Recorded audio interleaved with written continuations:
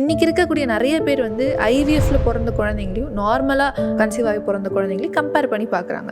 ஆக்சுவலாக இந்த ரெண்டு குழந்தைங்களுக்கும் டிஃப்ரென்சஸ் இருக்குமா? நார்மலாக ஒரு ஃபெலோப்பியன் டியூப்ல எக்கும் ஸ்பெர்மும் மீட் பண்ணும். அங்கே பேபி ஃபார்ம் ஆகி அது பாடி ஆஃப் யூட்ரஸில் வந்து அட்டாச் ஆகும். இவங்க வந்து தனித்தனியாக எடுத்து லேப்ல அதை டெவலப் பண்ணி அதுக்கப்புறமா நம்மளோட யூட்ரஸில் வைக்கிறாங்க. இதனால டிஃப்ரென்ஸ் வேறு எதுவுமே கிடையாது.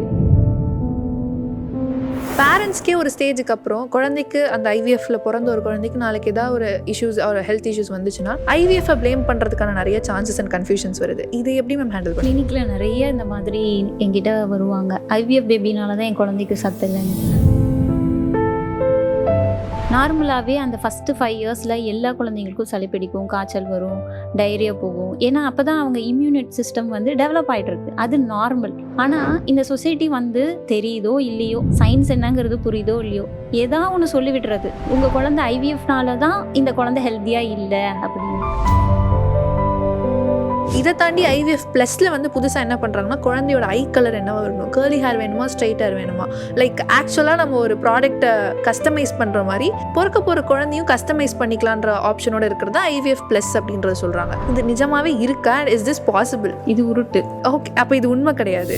நீங்கள் ஐவிஎஃப்ல வந்து ஒரு ஹெல்தி பேபியை வேணால் கொண்டு வர முடியும். உங்களோட எம்பிரியோ ஹெல்த்தியாக இருக்காங்கிறத சூஸ் பண்ணலாம். குரோமோசோம் அப்நார்மாலிட்டி இல்லாமல் இது மாதிரி சூஸ் பண்ணலாமே தவிர ஐ கலரோ இல்லை ஹேர் ஸ்ட்ரக்சரோ இது மாதிரி ஒரு விஷயத்த பண்ண முடியாது. இது ஜஸ்ட் மார்க்கெட்டிங்காக சொல்லக்கூடிய உருட்டு தானே தாண்டி இது உண்மை கிடையாது.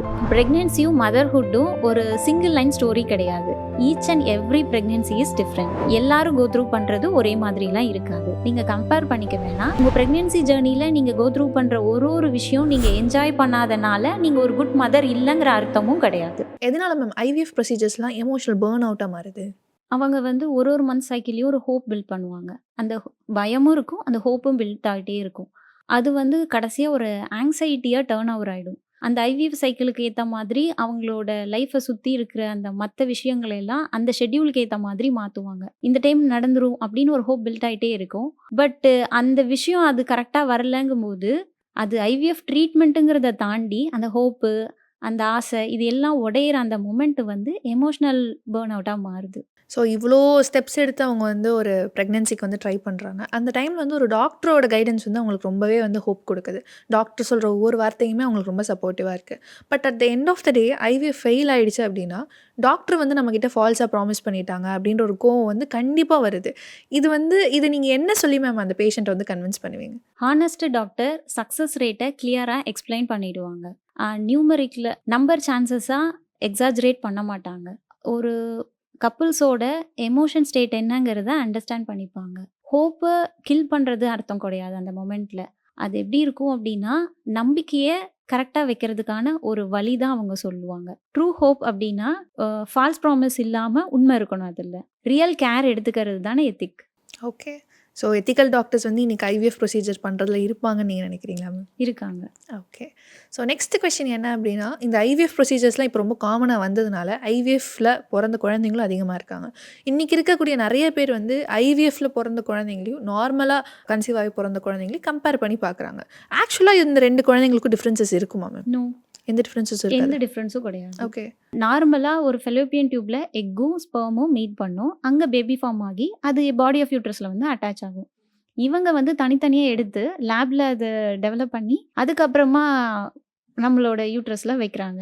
இதனால டிஃப்ரென்ஸ் வேறு எதுவுமே கிடையாது. இவங்களோட பிலீஃப் எப்படி இருக்குது அப்படின்னா, ஐவிஎஃப் பேபி அப்படின்னா இவங்க என்ன நினச்சிக்கிறாங்க அப்படின்னா இன்ஜெக்ஷன், டேப்லெட்டு, ஸ்கேனு இது மாதிரி நிறைய விஷயம் கோ த்ரூ பண்ணுறாங்க. அது லேபில் வளர்த்துறது அப்படிங்கிறனால இவங்க என்ன நினச்சிக்கிறாங்கன்னா அது ஆர்டிஃபிஷியல் அப்படின்னு ஒரு தப்பாக புரிஞ்சுக்கிறாங்க. அப்படிலாம் எதுவும் கிடையாது. 2 குழந்தையுமே ஒரே மாதிரி தான் இருக்கும். நீங்கள் சொன்ன மாதிரி ஐவிஎஃப்னாலே ஆர்டிஃபிஷியல், நேச்சுரல் கன்சீவ் ஆகிறது வந்து இது ஆர்கானிக் ப்ரொசீஜர் மாதிரி 2 கம்பேரிசன் வச்சுருக்காங்க. பேரண்ட்ஸ்க்கே ஒரு ஸ்டேஜுக்கு அப்புறம் குழந்தைக்கு அந்த ஐவிஎஃப்ல பிறந்த ஒரு குழந்தைக்கு நாளைக்கு ஏதாவது ஒரு இஷ்யூஸ் ஒரு ஹெல்த் இஷ்யூஸ் வந்துச்சுன்னா ஐவிஎஃப்பை ப்ளேம் பண்ணுறதுக்கான நிறைய சான்சஸ் அண்ட் கன்ஃபியூஷன்ஸ் வருது. இது எப்படி மேம் ஹேண்டில் பண்ணி? கிளினிக்கில் நிறைய இந்த மாதிரி என்கிட்ட வருவாங்க. ஐவிஎஃப் பேபினால தான் என் குழந்தைக்கு சத்து இல்லைன்னு.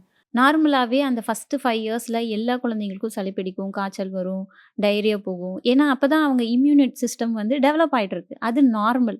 ஆனால் இந்த சொசைட்டி வந்து தெரியுதோ இல்லையோ, சயின்ஸ் என்னங்கிறது புரியுதோ இல்லையோ, ஏதாவது ஒன்று சொல்லி விடுறது, உங்க குழந்தை ஐவிஎஃப்னால தான் இந்த குழந்தை ஹெல்த்தியா இல்ல அப்படின்னு. அப்படி கிடையவே கிடையாது. இதனால அந்த பேரண்ட்டுக்கு தவம் இருந்து இவ்ளோ ஸ்ட்ரகிள கோ த்ரூ பண்ணி அவங்களுக்கு ஒரு குழந்தைன்னு வர்ற அந்த குழந்தைகிட்ட, இப்படி ஒரு விஷயத்த அந்த பேரண்ட் கிட்ட சொன்னா, அவங்க எவ்ளோ பயப்படுவாங்க. ஹேப்பியா ஒரு பேரண்ட்ஹுட்ட அவங்க என்ஜாய் பண்ணாம, பயத்தோட அந்த பேரண்ட்ஹுட்ட அவங்க பார்த்துக்கிற மாதிரி ஒரு ஸ்டேஜ்ல கொண்டு வந்து நிறுத்துறாங்க. அப்படி கிடையவே கிடையாது. 2 பேபீஸுமே ஹெல்தி பேபீஸ் தான். ஸோ இந்த ஐவிஎஃப் இது ஒரு சைடு இருந்தாலும், அடுத்ததா வந்து இந்த ஐவிஎஃப் ப்ளஸ்ன்னு சொல்லிட்டு நான் ஒரு போஸ்ட்ல வந்து படிச்சேன். எனக்கு அது படிக்கும்போது நான் ரொம்ப சர்ப்ரைஸ் ஆயிட்டேன். பிகாஸ் இதோட அவங்க குடுக்குற எக்ஸ்பெக்டேஷன்ஸ்லாம் வந்து எனக்கு ரொம்பவே வந்து வியர்டா இருந்துச்சு ஆக்சுவலி.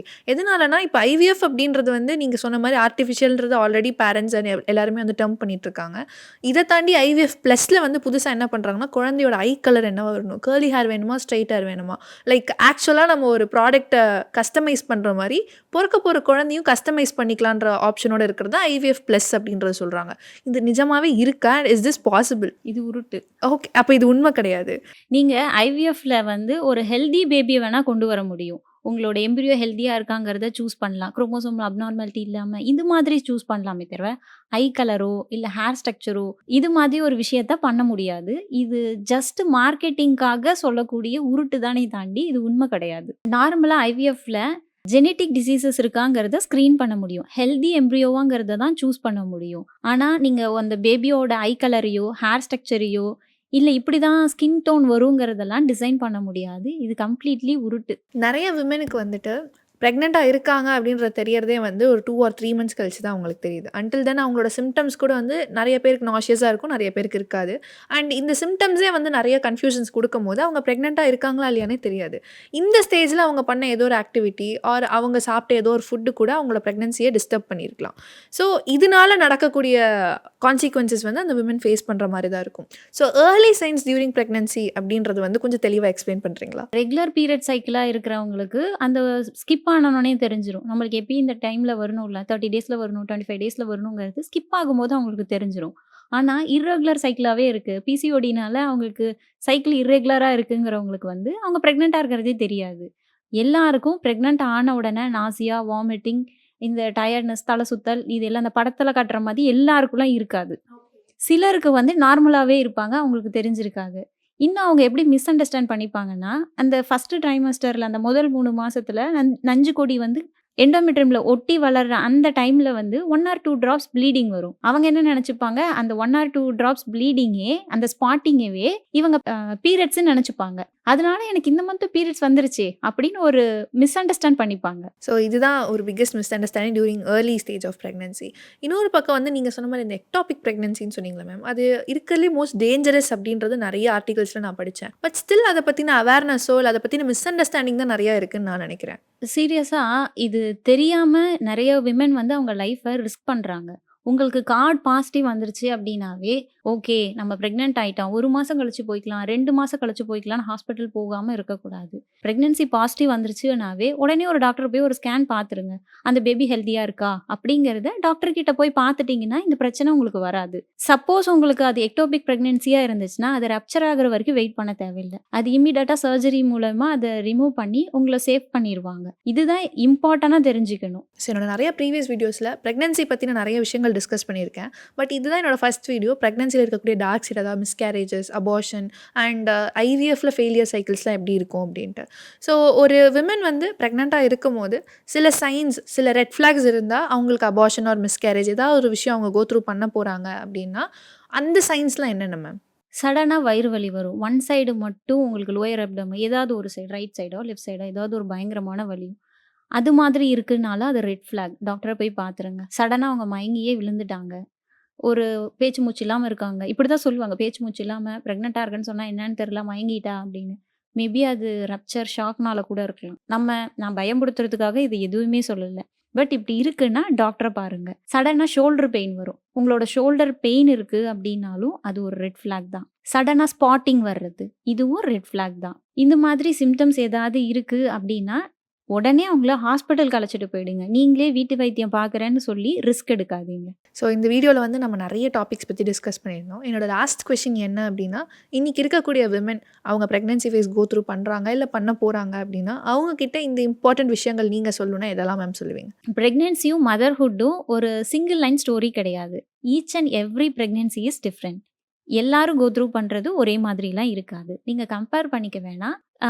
உங்கள் ப்ரெக்னன்சி ஜேர்னியில் நீங்கள் கோ த்ரூ பண்ணுற ஒரு விஷயம் நீங்கள் என்ஜாய் பண்ணாதனால நீங்கள் ஒரு குட் மதர் இல்லைங்கிற அர்த்தமும் கிடையாது. ஸோ இன்றைக்கி ப்ரெக்னன்சி ரிலேட்டடாக இருக்கக்கூடிய ரொம்ப சென்சிட்டிவான டாபிக்ஸ் பற்றிலாம் நான் வந்து நிறைய டிஸ்கஸ் பண்ணியிருக்கோம். எஸ்பெஷலி இன்றைக்கி மிஸ்கேரேஜ் கோ த்ரூ பண்ணுறாங்க, ஆர் அவங்க ஒரு அபார்ஷன் கோ த்ரூ பண்ணிட்டாங்க, ஐவிஎஃப்ல ஃபெயிலியர் சைக்கிள்ஸ் ரிப்பீட்டடாக இருந்துச்சு அப்படின்னா அந்த விமன் ஆர் அந்த கப்பல் அதை எப்படி ஹேண்டில் பண்ணணும் அப்படின்ற ரொம்ப இம்பார்ட்டண்டான டாபிக்ஸ் பற்றி நம்ம டிஸ்கஸ் பண்ணியிருந்தோம். And thank you so much. நான் கேட்ட எல்லா கேள்விக்கும் ரொம்ப பொறுமையாக பதில் சொன்னதுக்கு ரொம்ப ரொம்ப நன்றி மேம். தேங்க்யூ.